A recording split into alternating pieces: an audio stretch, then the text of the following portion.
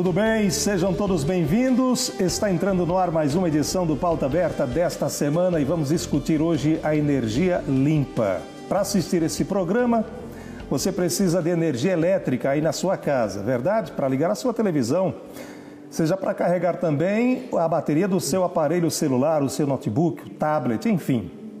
A energia está em todo lugar, precisamos. Nós aqui também precisamos de energia, são luzes e mais luzes e as câmeras que nos filmam. São várias as maneiras de produzir energia que chega à sua casa e essa aqui que nós usamos também. Vamos falar sobre a energia limpa. Que energia que é essa, hein? É a eólica? É a solar? Tem outra energia limpa que nós não conhecemos? Vamos conhecer, se tiver. Para saber mais sobre esse assunto, converso com dois especialistas no assunto.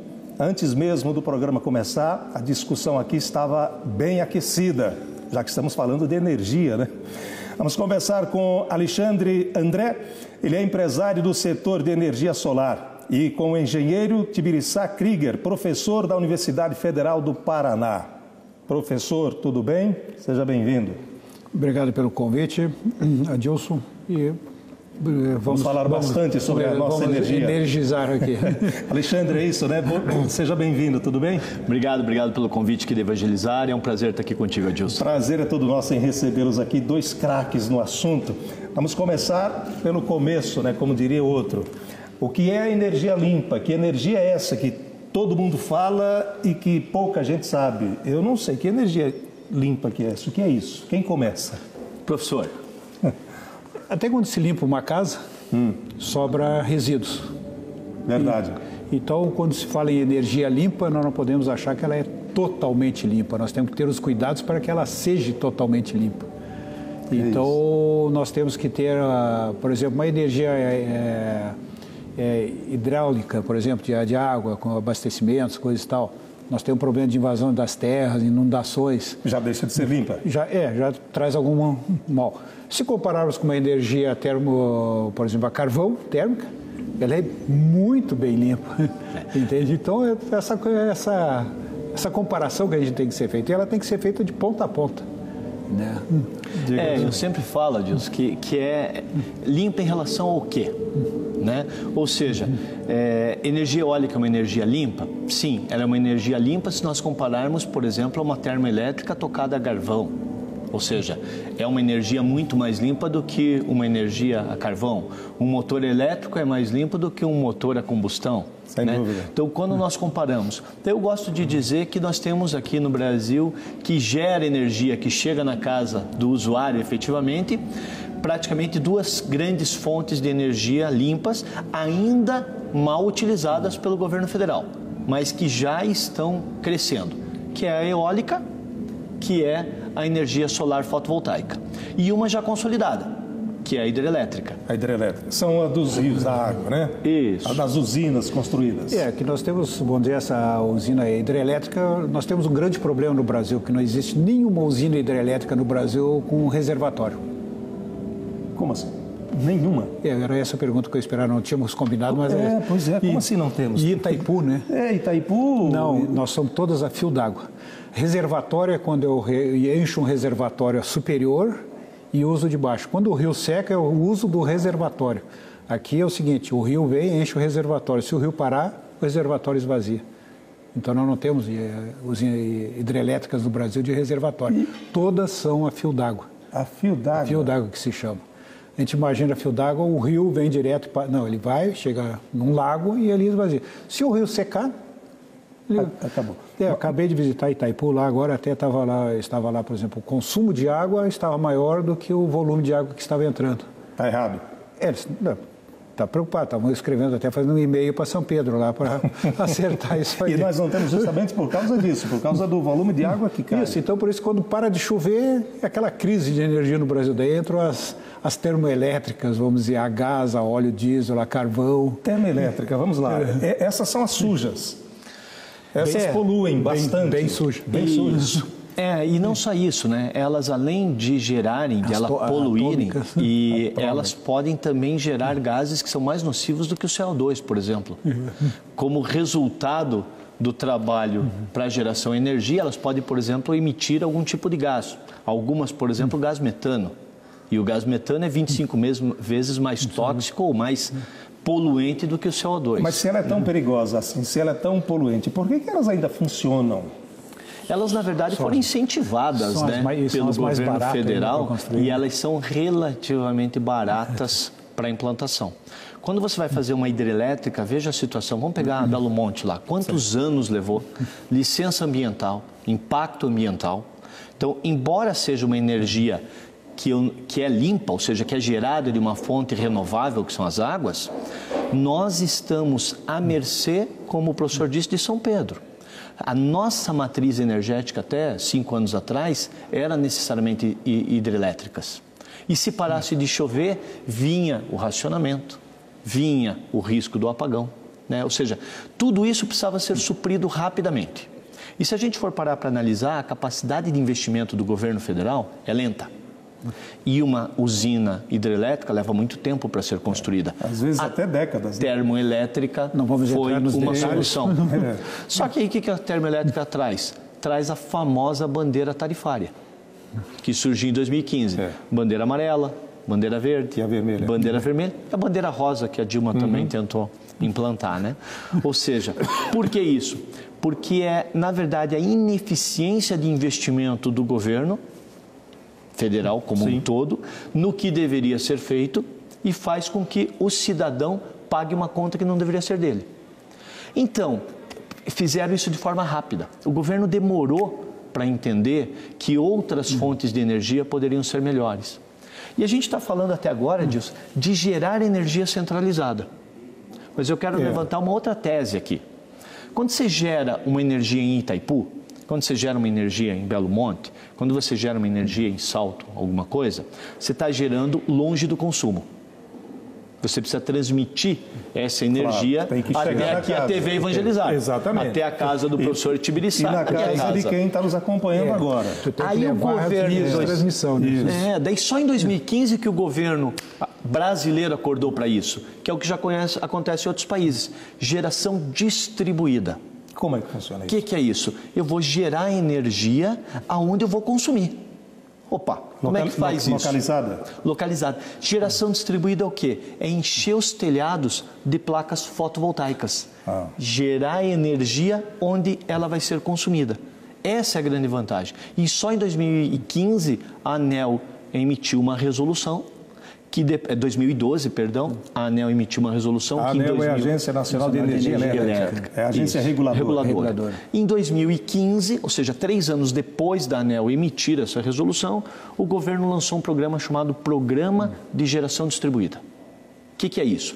Permite que o usuário gere a sua própria energia elétrica através de painéis fotovoltaicos ou através de cataventos de energia Esses eólica. painéis é o que nós já percebemos nas casas de muita gente.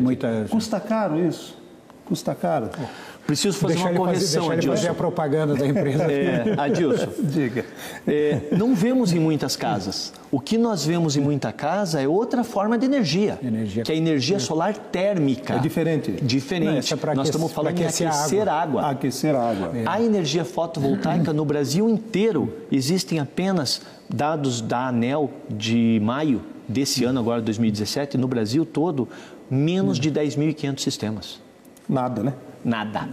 Sabe qual que é a projeção para 2024? 900 mil sistemas. Como brinca meu filho de 5 anos, é um mercado infinito e além. Ah, sim, porque... né? Agora o Brasil está inaugurando uma energia fotovoltaica lá no Nordeste, bem, vamos dizer assim, considerável. E as grandes fotovoltaicas estão começando a ser pensadas agora embaixo de energias eólicas. Porque quando se faz a energia eólica, o solo embaixo fica sem passar. É o catavento. O grande catavento. Gigante, né? Gigante. Tem gente que pergunta, né, que tamanho é o motor para tocar aquele catavento, né? Que tamanho que é o motor? É grande. É grande. Uma pá daquela chega a ter 33 metros. Uma pá. Quer dizer, uma carreta para transportar. Nós aqui no Paraná temos o fabricante aqui dessas pás. Né? Uma empresa Aqui no espanhol, sul, né? Palmas, né? Que é a referência, né? O Rio Grande do Sul, Osório, Sul Livramento, Santana do Livramento, Osório são as grandes usinas eólicas do Brasil, né? Aqui no sul nós temos em Palmas. Palmas foi, na verdade, né? a primeira experimental da Copel. Aí a Copel percebeu que lá era realmente o caminho dos ventos, venta muito, fez experimental, mas ela está praticamente sendo desativada. As 5 novas usinas eólicas da Copel estão no Rio Grande do Norte. O que é... Ali fica metade no Paraná, metade no Santa Catarina. Ah, é? Essa eólica. Mas o que acontece? Olha, aqui embaixo o solo fica sem ocupação. E agora o grande pulo é esse. Então, no baixo das eólicas faz a fotovoltaica. Se não tiver vento, tem sol. Então, está gerando energia elétrica. Se não tiver sol, tem vento. Está gerando energia elétrica. E nós temos uma linha só de transmissão. Com isso, barateia 50% a transmissão. Então, ela começa a se tornar economicamente viável. O que é... Pois não, Não. O que é fracking? É um tipo de geração de energia? Não, o fracking é uma técnica de perfuração do solo para extração de biogás e de, eventualmente, algum tipo de energia líquida. Então, tá? você acaba de dar o gancho para eu chamar a reportagem sobre esse assunto, porque há controvérsias. Muitas cidades são contra. Acompanhe. Na América Latina, 350 trabalha combatendo projetos de combustíveis fósseis, principalmente os novos.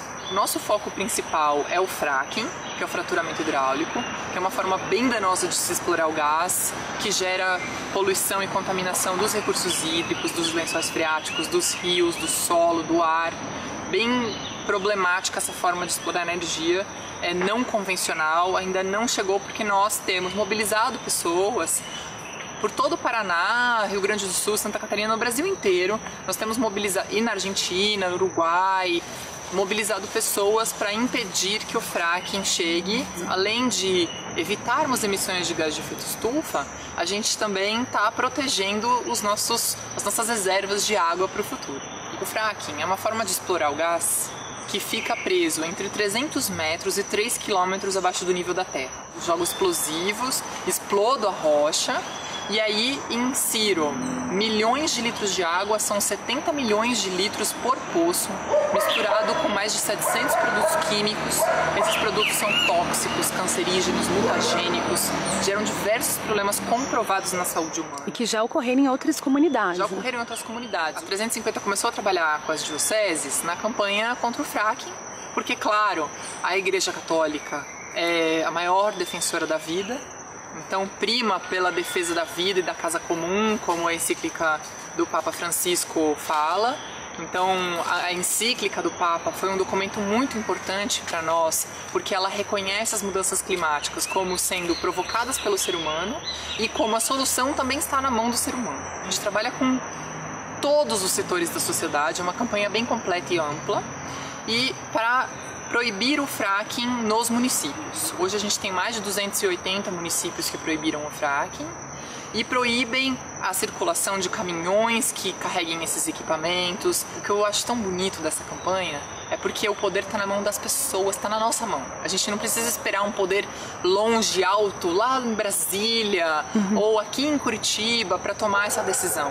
Nós, em cada município, podemos fazer a diferença. E a gente faz a diferença conversando com o nosso vereador, indo na audiência pública, fazendo pressão para que esse projeto de lei seja votado. As dioceses têm preparado eventos de conscientização, palestras, oficinas, para explicar o que é o fracking, quais são os danos, o que nós podemos fazer. Juventude! O que nós dizemos ao fracking? Não ao fracking! Não ao fracking! O fracking, então, é terrível, pelo que nós acompanhamos aí. Ela é uma técnica, né, que precisa da utilização de muitos elementos químicos, porque você injeta água, ou seja, você primeiro consome água, que é um recurso escasso. Injeta junto com a água nesse tubo para poder coletar os gases uma quantidade bem grande de produtos químicos. Ou seja, é uma técnica... É verdade que são produtos cancerígenos? Alguns especialistas dizem que sim. Eu não sou um especialista nessa área, mas existem estudos e especialistas que defendem a tese que, inclusive, alguns produtos desses são cancerígenos. Pois não, pode concluir. Não, então, se isso é algo, e aí eu vou na linha também do Papa Francisco, se isso é algo que pode causar o mal... Por que fazemos? Bingo! Vamos evitar. Por que fazemos? Vamos fazer Posso completar a tua frase? Claro. Por que fazermos mal feito? Podemos fazer bem feito. Então nós temos que ter esse cuidado. Por exemplo, ali na reportagem ele fala muito do efeito estufa. Fala. Curiosidade só, né? Efeito estufa. E aí, professor? Se nós não tivéssemos efeito estufa na Terra, nós morreríamos congelado. Como é que é? Se nós não tivéssemos efeito estufa na Terra, nós morremos congelado. Então o efeito estufa ele é necessário. Benéfico, é necessário, ele tem que ser controlado. Explique. O Sol, os raios solares, quando incidem na Terra, eles não aquecem. Quando eles batem na Terra e refletem, eles prendem no efeito estufa e aí eles dão equilíbrio de temperatura para a Terra. Se nós não tivermos efeito estufa, todo será refletido e nós morremos congelado, que é onde nós temos pouco efeito estufa, por exemplo, nos polos. Então existe o gelo. Se nós tivermos excesso de efeito estufa, por exemplo, nos polos, vai aquecer tanto que vai derreter os polos, o gelo dos polos, e vai aquecer muito mata de calor. Então nós temos que ter o equilíbrio. Tudo, acho que na vida nós temos que ter equilíbrio. Então, por exemplo, eu sou a favor, mas tem que ser feito, não permite dizer, tipo, lâmpadas compactas. Foi feita uma campanha de lâmpadas compactas.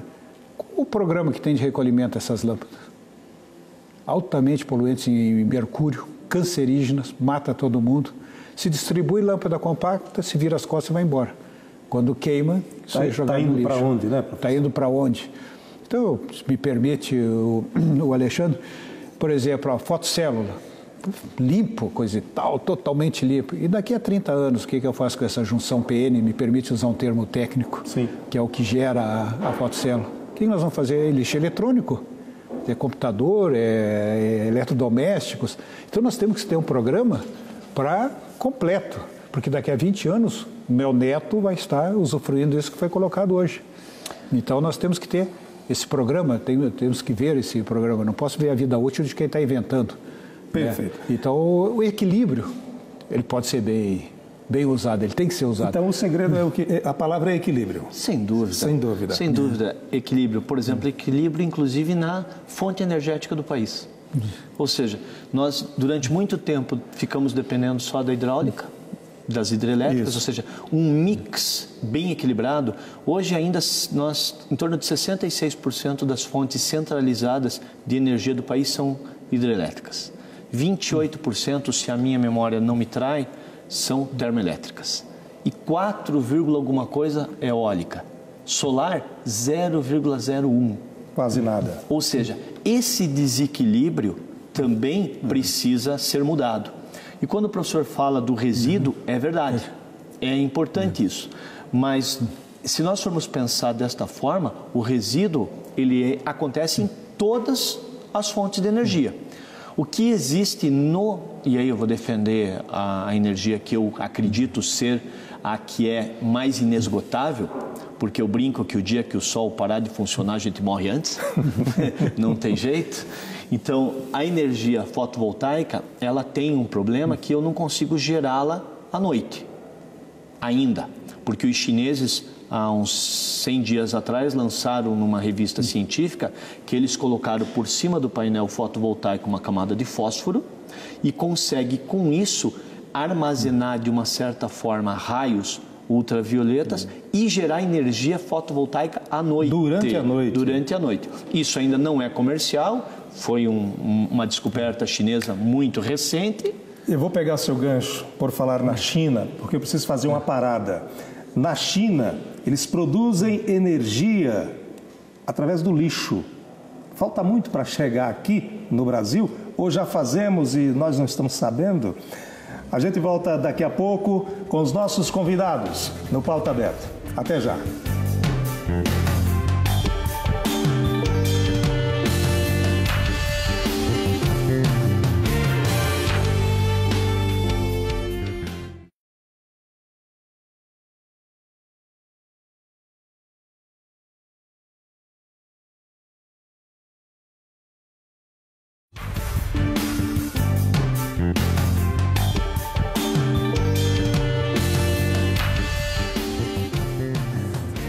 Voltamos com o Pauta Aberta. Estamos conversando hoje sobre energia limpa. Precisamos. Você participa pelo e-mail no pautaaberta@evangelizarepreciso.com.br. Nossos dois convidados, o engenheiro Tibiriçá Krieger, professor da Universidade Federal do Paraná, está à minha esquerda, e à minha direita, Alexandre André Rossi. Ele é empresário do setor de energia solar. O Alexandre falou no bloco passado, né, Alexandre? Aí citou a China. A China nos serve de exemplo para muita coisa, inclusive para a geração de energia. Aí eu deixei a questão no bloco passado para a gente conversar mais sobre esse assunto agora. Eles lá produzem energia, aliás, iluminam casas, bairros, cidades pequenas, através da energia do lixo que é jogado fora e eles reaproveitam. Perfeito. Verdade ou mentira? Verdade. E a coisa não está tão longe assim. Não precisamos ir até a China. Podemos ir aqui em Pontal do Paraná. Já existe uma usina que faz geração de energia através de lixo reciclado. Olha só. Aqui, do nosso lado. E para você ter ideia como isso não é um assunto novo, isso foi um tema de um estudo que eu fiz quando eu ainda estava no antigo Cefet. Segundo grau, técnica e eletrônica. Você é do tempo do antigo Cefet? Sou do tempo do Cefet, do monstrinho, ali comeu pão com risoles. Não que eu seja muito antigo, mas dei aula na escola técnica. Pronto, agora nós nos achamos. Então vamos voltar ao programa. Vamos voltar ao programa, senão... Mas em Pontal do Paraná tem uma usina, né, que faz energia elétrica através do lixo reciclado. Foi um acordo feito com o município, onde a usina recolhe o lixo do município e, em contrapartida, a energia gerada é da empresa. Essa tecnologia é importada da China ou nós criamos isso? Não. Isso é uma tecnologia, na verdade, europeia.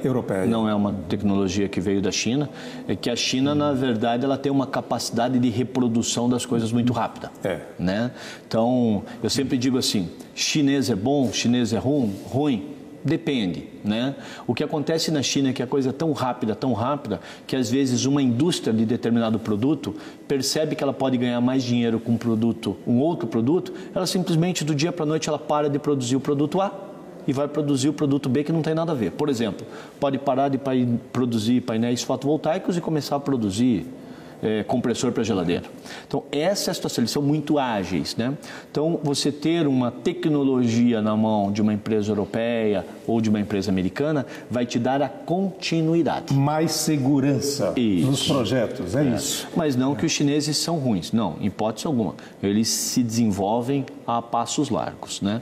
A China, inclusive, hoje já vem começando a superar países que iniciaram muito antes que ela nessa questão de energia distribuída, de geração distribuída, ou seja, de gerar energia na casa ou no comércio ou na indústria, no local onde vai ser consumida. Sobre esse tema que é energia limpa, a Europa é referência? Temos bastante coisa lá, por exemplo, a Alemanha é a única produtora da célula combustível, a membrana da célula combustível. O que é a célula combustível? Pega-se o hidrogênio, tem-se a eletrólise, que é pegar água e dividir em hidrogênio e oxigênio, essa energia. Quando tudo é reversível, quando eu uno o hidrogênio com o oxigênio, eu gero energia. Então eu posso gerar essa energia do hidrogênio com o oxigênio. Já teve um avião que ficou voando mais de 6 meses só com água. Com essa energia. Ele gerava a hidrólise, com a energia gerava a célula combustível, a energia. E ela é uma energia bem limpa. Porque ela pega, por exemplo, o hidrogênio, pega o oxigênio do ar e gera energia elétrica. Subproduto, calor, que eu posso usar energia térmica. E outro subproduto é a água. Que se eu fizer um carro, por exemplo, movido, já existe hoje nos Estados Unidos, na Califórnia, existe o corredor do hidrogênio, ele gera água. Essa água eu posso jogar num depósito e descarregar em casa para usar em banheiro, limpeza de pano. Ou, por exemplo, nós estamos tendo um grande problema no Brasil hoje em dia, que é a umidade relativa. Se todos os carros começarem a gerar água e jogar no ar, eu posso elevar a umidade relativa do ar, por exemplo, em Brasília, coisa e tal. Então, existe isso aí. As empresas de refrigerante, não vou dar o nome, mas até fui eu que implantei lá, né? Eles pegam o GNV e queimam para pegar o monóxido de carbono. O gás natural, né? O gás natural, o monóxido de carbono para botar nos combustíveis. E jogavam no ar o hidrogênio. eles passaram os caminhões dele a ser a célula combustível, eles pegam agora esse hidrogênio que eles botavam fora, fizeram a célula combustível no caminhão, gerando água pura, inclusive, totalmente, e mais o calor. Então fizeram um máximo aproveitamento da energia violentamente nisso aí. Fazendo... Desculpa. Não, é isso mesmo.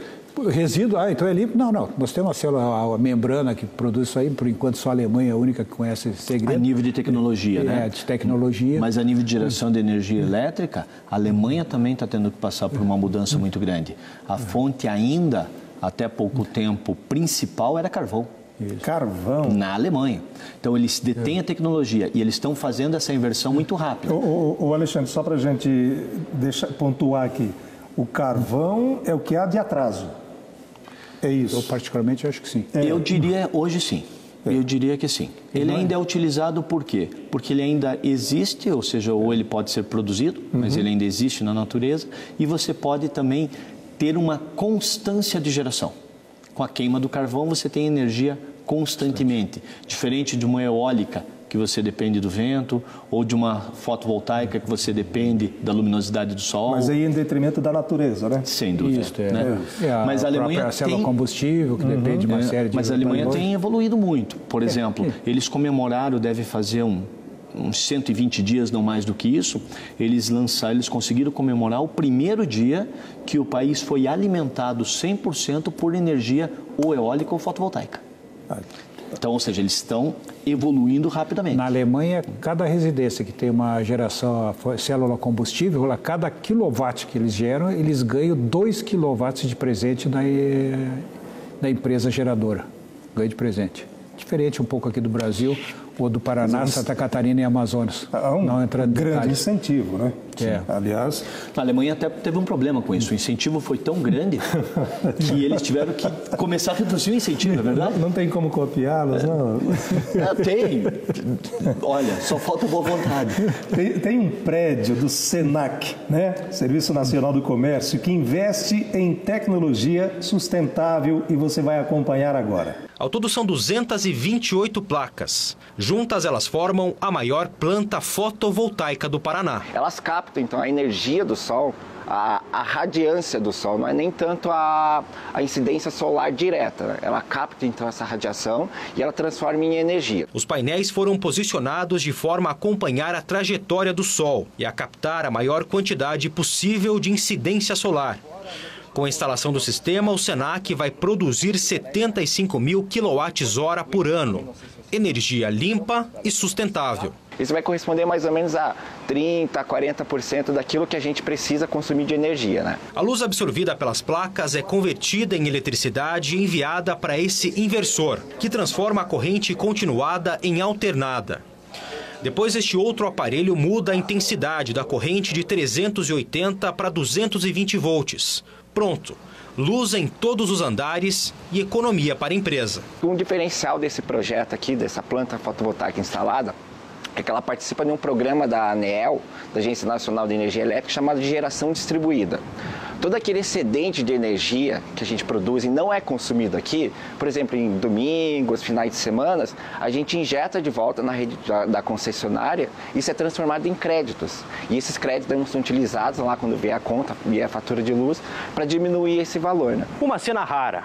Quem mora em Curitiba sabe que ter um dia com o céu limpo, poucas nuvens e o sol brilhando forte é difícil. A cidade é considerada uma das mais nubladas, não só do país, mas do mundo inteiro. E olha só que curioso, hein? Durante as pesquisas para instalar as placas fotovoltaicas aqui em cima do prédio, os arquitetos responsáveis pela obra acabaram descobrindo que esse sistema funciona muito melhor em cidades com o tempo mais fechado do que naquelas em que o sol brilha o tempo todo e o dia inteiro. É que com muito sol as placas entram em fadiga, já que tem um limite de armazenamento. A própria chuva de Curitiba, ela é boa, porque ela ajuda inclusive na limpeza das placas, no acúmulo de sujeira, que acaba impedindo então uma eficiência ótima dessas placas, né? As placas foram importadas da China. O sistema custou para a empresa cerca de R$600 mil. Investimento que deve voltar num prazo entre 7 e 8 anos. A sustentabilidade é um dos pilares dessa instituição, né? Ela faz parte dos nossos valores, ela está linkada à nossa missão. Então, os projetos que são feitos dentro da casa, dentro dos projetos de expansão das novas obras, já trazem essa característica muito forte, né? E é um conteúdo transversal, mesmo que a pessoa não venha fazer um curso na área de meio ambiente, são conteúdos que são tratados transversalmente em todas as áreas dentro do SENAC. O prédio é todo sustentável. A instalação das placas foi um dos determinantes para que a obra recebesse um certificado internacional, o selo da construção ecologicamente correta. O selo que essa obra conseguiu, ela é o selo LEED Platinum, é o nível máximo em relação à certificação, baseado sempre em critérios na eficiência do prédio em relação à sustentabilidade. A pergunta que fica é, quanto custa? É caro? É limpa, né? Economiza, mas qual é o investimento? Quando nós estamos falando de uma unidade residencial, por exemplo, o importante é saber o seguinte: esse é um sistema que ele tem durabilidade de 25 a 30 anos, ok? Então nós temos que pensar no médio prazo. Um sistema desse leva em média de 5 até 7 anos para se pagar. Ou seja, eu tenho que pôr dinheiro para esperar 5 ou 7 anos esse dinheiro voltar para o meu bolso. 5 ou 7 anos para esse dinheiro voltar para o meu bolso. Mas se o sistema dura 25 ou 30 e eu tenho que esperar 7, eu tenho 23 anos de energia gratuita. Então, é caro? Depende. Depende, e não é caro. Quando você faz essa conta, vou te dar um dado. A energia nos últimos 17 anos, 17, subiu 231%. O IPCA foi 104%. Vamos fazer contas aqui? Vamos fazer contas? Vamos fazer contas. Uma casa. Uma casa. Uma casa que gaste R$450 por mês. Por mês. Vai fazer um investimento da ordem de 23 a 25 mil reais. Vamos arredondar para 25 mil reais. Esse é o investimento. Em torno de 25 mil para uma casa que gasta em torno de R$450. E poderia ser barateado esse valor? Poderia, professor? Pode ser barateado esse valor. Como poderia? Primeiro, pelo volume. Quanto mais nós tivermos, mais barato que o material. Segundo, incentivo. Que não há. Não há. Paraná, Santa Catarina e Amazonas não há. Esses 3 estados não têm incentivo. São os que estão resistindo. O resto todo do Brasil dá incentivo. Quais os tipos de incentivos? Como? Em redução de impostos? O incentivo que o professor fala é assim. Quando você quando você faz um sistema desse, antigamente, antes da resolução de 2012, você precisava conectar em baterias. E bateria é muito cara e altamente poluente. Então era um sistema que não servia. Hoje não. Hoje você faz um sistema desse e conecta o que a gente chama de on-grid. Conecta na rede da operadora. Aqui em Curitiba, especificamente, na rede da Copel. Em São Paulo, na CPFL ou por aí afora. Quando você conecta esse sistema na rede e você não usa energia, por exemplo, um comércio que no domingo está fechado, mas o sol está lá e está gerando energia. Ele manda essa energia, ele acredita essa energia na rede. Isso vai para a concessionária.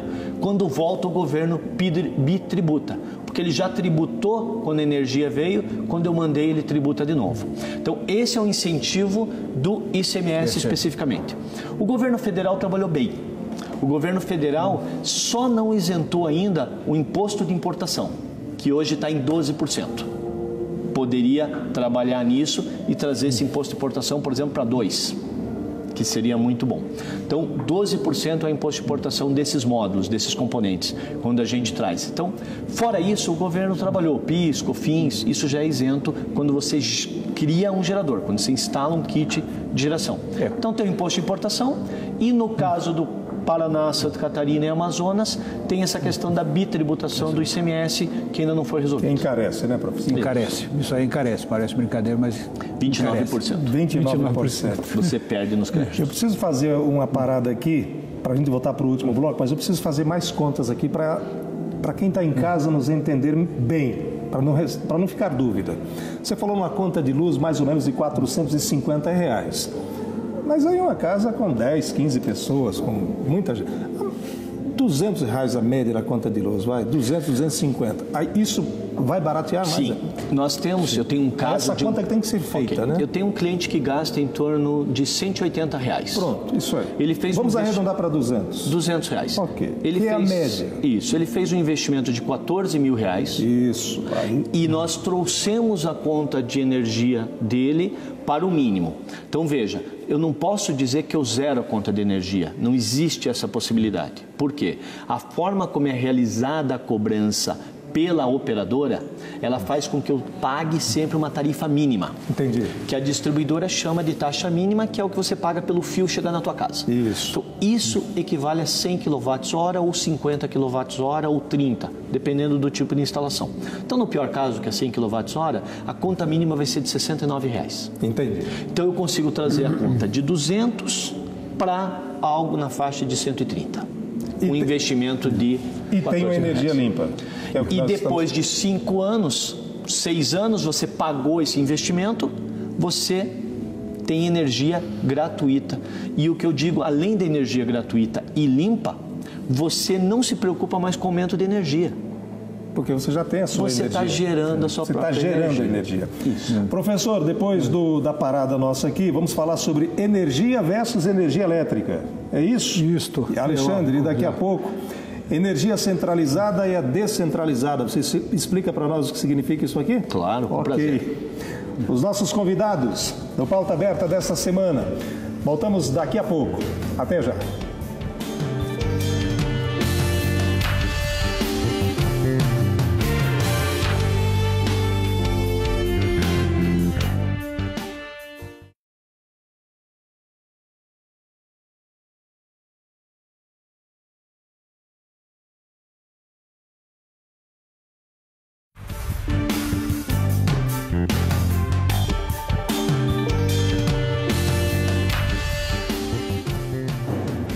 Voltamos. Último bloco do Pauta Aberta e estamos discutindo a energia limpa. Essa energia que tem na sua casa e aqui no estúdio, iluminando todo mundo. Estamos conversando com o empresário do setor de energia solar, Alexandre André Rossi, e o engenheiro Tibiriçá Krieger, que é professor da Universidade Federal do Paraná também. E no bloco passado, já a gente vai falar aqui sobre dicas para reduzir a conta da energia elétrica, né? Foi falado aqui em conta de 450, 400 reais por mês, que é muito alta, né? E eu falei, chutei mais baixo, né? 200, 180 reais. Dá para diminuir, daqui a pouco tem dicas. Vamos falar sobre energia versus energia elétrica. O que é isso, professor? É um novo conceito de energia. Hoje existem as faculdades que estão sendo implantadas no Brasil de energia. Ela, vamos dizer assim, encampa a energia elétrica, a energia mecânica e a energia química. Perfeito. Desde energia das marés, energia fotovoltaica, energia biodegradável, biodigestão, obrigado, Alexandre. Biodigestão, coisa e tal. Então, tudo que gera energia, tanto a parte mecânica, como a parte química, como a parte elétrica. Então, essa é a diferença. Essa é a diferença. Energia é essa, energia elétrica é a pura energia elétrica. O senhor falou aí de energia, o que das marés? Temos energia das marés? Temos energia de marés, por exemplo, onde a maré sobe e desce rapidamente. Ela sobe e desce. Ó, eu tenho um braço aqui, ó. Isso. Esse braço está tocando um motor lá. Sobe e desce. Esse motor está gerando energia. Nós não temos essa energia aqui no Brasil. Não, mas tem pesquisa. Tem pesquisa? Tem pesquisa. O Instituto de Engenharia do Paraná tem um grupo que trabalha em cima disso. Onde temos no mundo? Eu vi, eu acho que na China já tem, para variar. O que não tem na China, professor? Chinês tem bastante. Na China? Na China que eu sei que tem essas primeiras pesquisas. Aquelas torres que eu já vi na televisão, em documentários, acho que é na Holanda. Ali é energia de maré, não? Não, tem umas que são do calor, da energia calorífica do Sol. Do Sol. Porque o Sol, eles colocam em alto mar aquelas torres gigantes. Tem algumas que são, por exemplo, no deserto, porque o calor ele sobe e o frio desce. Então eles aquecem certos tubos e eles começam a subir. E eles pegam o ar frio de baixo. Então eles formam por convecção um ciclo. E isso toca um catavento interno. Então é uma torre simplesmente eólica que está com o calor e a energia do Sol. Não precisa ter vento. hoje gerando grandes potências. Quer dizer, nós temos uma infinidade, né? Esse é um assunto longo. É um assunto para vários programas. Eu estou com a língua coçando aqui para perguntar algo para vocês, mas eu já vou perguntar. Deixa eu falar aqui sobre, primeiro, energia centralizada e energia descentralizada. O que significa? Energia centralizada é aquela que está sob concessão do governo federal. Você precisa de uma licença para poder explorá-la. Ou seja, é centralizada. Centralizada. Seja uma usina fotovoltaica, seja uma usina eólica, seja uma usina hidrelétrica, você precisa de uma concessão para poder vender essa energia no mercado. Pode ser até uma PCH pequena, mas você também precisa... PC o quê? É uma hidrelétrica menor, uma hidrelétrica pequenininha, né? Mas você precisa dessa concessão. A descentralizada, que foi a resolução que surgiu em 2012, permite que o usuário gere a sua própria energia. E ele vai gerar onde? Vai gerar no ambiente que ele vai consumir. Quer dizer, que foi o que nós falávamos agora há pouco. Por exemplo, o VT do Senac é exatamente uma energia descentralizada que está sendo gerada energia onde eles estão consumindo. E esse é o grande boom. Esse é, no meu parecer, no meu entender, o grande pulo do gato. Ou seja, é a forma mais democrática de você distribuir energia elétrica, gerando onde ela vai ser consumida. Só para a gente ter uma ideia, por exemplo, o Brasil gera energia suficiente para uso. Por que será que nós temos o horário de verão? Ele economiza? Dizem que economiza, não, professor? Não. Não? Vou impactar aqui. Pois não. Ele distribui o consumo de energia. Se todo mundo chegar em casa anoitecendo, começa a ligar as luzes externas, luz interna, todo mundo liga a televisão, né, todo mundo vai tomar um banho com o chuveiro elétrico, uma grande concentração, falta energia nesse pico. Com o horário de verão, o que se faz? Se distribui essa energia. É isso. Então vai tomar banho durante o dia, vai ver a novela durante o dia, depois vai acender as luzes de casa, depois vai acender. Então é uma distribuição. A economia é mínima. E o professor tem razão nesse aspecto, que o governo federal, através do Ministério de Minas e Energia, agora na semana passada, lançou um relatório dizendo que o horário de verão não economiza energia. Mas distribui. O Ministério de Minas e Energia acabou de divulgar isso. De confirmar. Mas é necessário. Sim, precisa. Senão nós vamos ter um pico que nós não temos geração. Por que nós não temos apagão hoje? Ruim com ele, pior sem ele. Exatamente. É isso. Por que nós não temos apagão hoje, Adilson? Porque o nosso país está produzindo muito pouco. A indústria está desligada. Nós não resolvemos o problema. A economia está Mas em compensação, por exemplo, falando em economia de energia, tem muita gente colocando energia fora pelo bel prazer de gastar energia. Então o senhor acaba de dar o gancho para a reportagem que vai entrar no ar agora. Economia de energia, como fazer? Tem jeito? Coisas bem simples que você pode fazer na sua casa. Todos nós, ou quase todos nós, temos geladeiras. Então quando você afasta a geladeira, lá no fundo da sua geladeira há um pequeno radiador.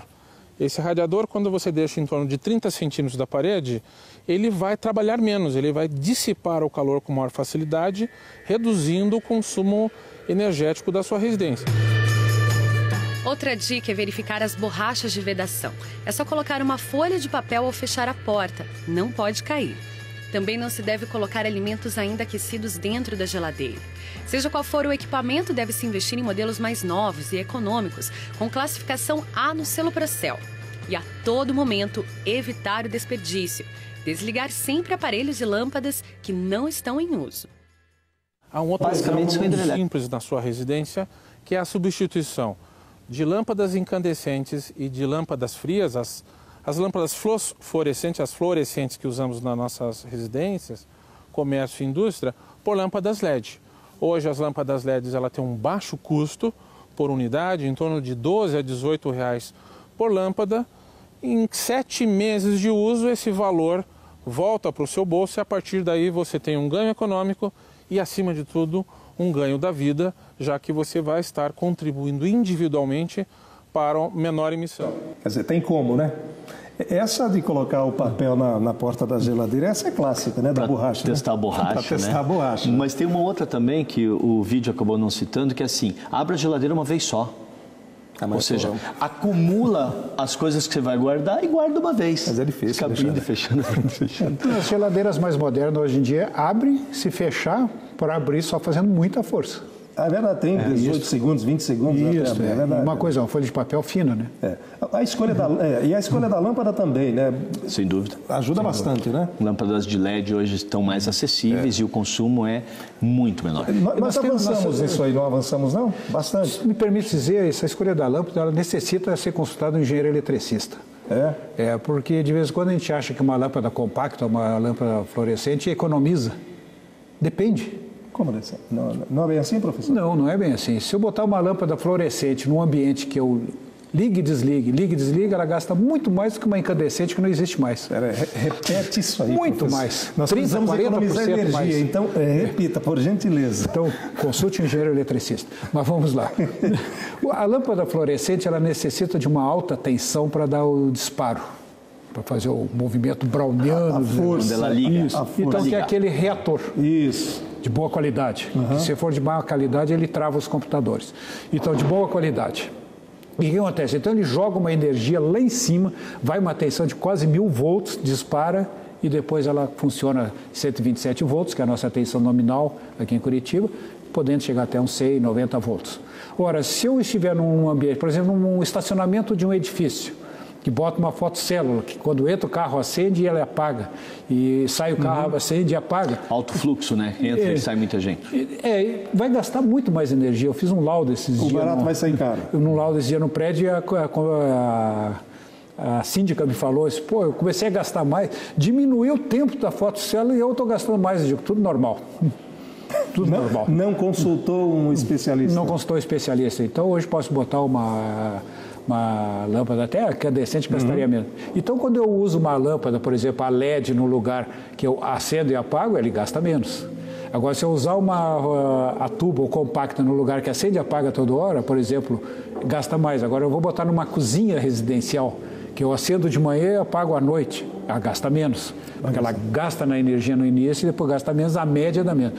Então, tem que ser consultado sempre um especialista nessa área. Não é trocar lâmpada, não é um processo de trocar lâmpada, nem decorativo. É o jeito de usar. E nem decorativo, nós temos que ter esse cuidado. Correto? Eu tenho 1 minuto e eu preciso fazer uma pergunta, senão não vou para casa tranquilo hoje. A construção de usinas geradoras de energia na região da Amazônia, vocês são contra ou vocês são a favor? Eu acho que o equilíbrio, eu sou sempre a favor do equilíbrio. Eu não sou um radical, ecologista radical, nem um desmatador radical. Na Amazônia, eu acho que as hidrelétricas são bem-vindas. Agora, tem que ser feita uma distribuição de energia distribuída. Não é o que o Alexandre falou, distribuída na residência, e sim distribuída ao rio.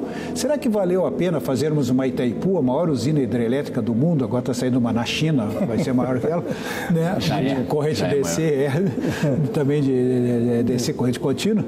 Ou será que valeria a pena eu pegar o Rio Paraná, por exemplo, e botar várias usinas, que eu teria linhas de transmissão menores? Eu iria mais longe, professor. Entende? E já a distribuição mais perto. Aqui eu tenho que gerar, por exemplo, no Paraná, vai a São Roque, faz um DC, vai até São Roque, em São Paulo, e de lá vai distribuir.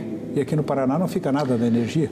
Eu completaria em 10 segundos dizendo o seguinte, Adilson. Para que fazer na Amazônia se nós podemos explorar uma grande e uma infinidade de outros lugares ainda inexplorados? Por exemplo, embaixo das usinas eólicas, colocando fotovoltaico. Nos próprias barragens, nos próprios lagos das hidrelétricas existentes, eu posso colocar painel fotovoltaico e gerar energia em cima do lago. Por exemplo, na ilha de Marajó é proibido usinas eólicas. Proibido? É proibido. Porque mata os animais que voam as pá. Então os ecologistas lá não permitem. Lá só usina a óleo. Muito bem. Chegamos ao final desta edição do Pauta Aberta desta semana, agradecendo a sua audiência e fazendo um convite. Se você quiser acessar este conteúdo e outros da nossa programação, basta acessar o youtube.com/TV Evangelizar Oficial. Tá tudo lá. Ficamos por aqui, voltamos na semana que vem. Muito obrigado pela sua audiência, pela sua paciência. Tchau, gente.